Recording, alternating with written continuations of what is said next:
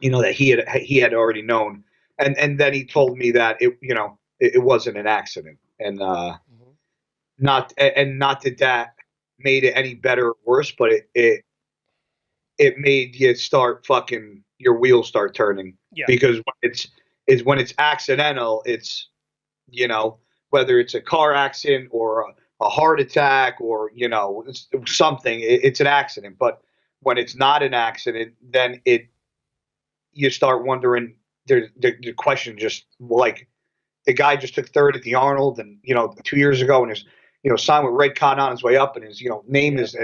is Placido. It's just like everybody thinks that because we look a certain way, that on the outside we look different, but on the inside we're no different than anybody else. And Yeah. That's exactly what Nathan Diasha just said as well.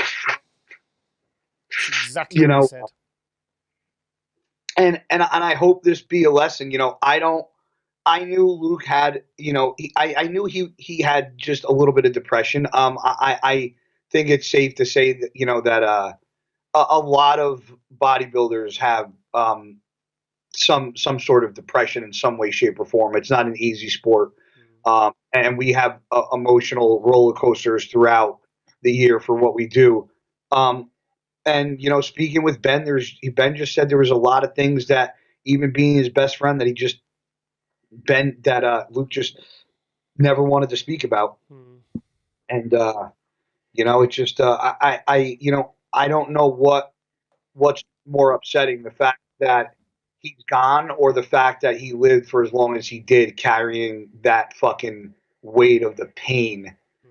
Because in order to do that, you gotta be Mm. in a fucking dark place. And that's just he one thing he should have been was an actor, because he fucking hit it very well. That's for goddamn sure. Yeah, I Yeah. think I think it was a combination. I think the quarantine obviously isn't helping anyone. He couldn't get to the gym. He was kind of trying to kind of be creative in his home gym, and it was probably. And I know he hurt his pec, and I know he was very paranoid about the pec. He showed me the pec. He came to the Brandon Curry seminar in Muscleworks Orpington back in February, and he showed me, and I said, "Oh, I heard you."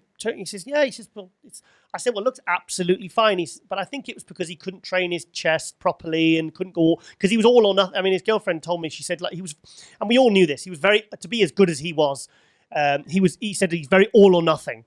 So for him to be, it's just it's, and sometimes when you're in a strict routine and you've got shows to focus on and you've got your routine, and a lot of us, a lot of bodybuilders, competitive bodybuilders, routine's very important. And yeah, so he was telling me about his pec, and obviously, and it's I think it just threw him off course, mate. And it's just sometimes a small series of events can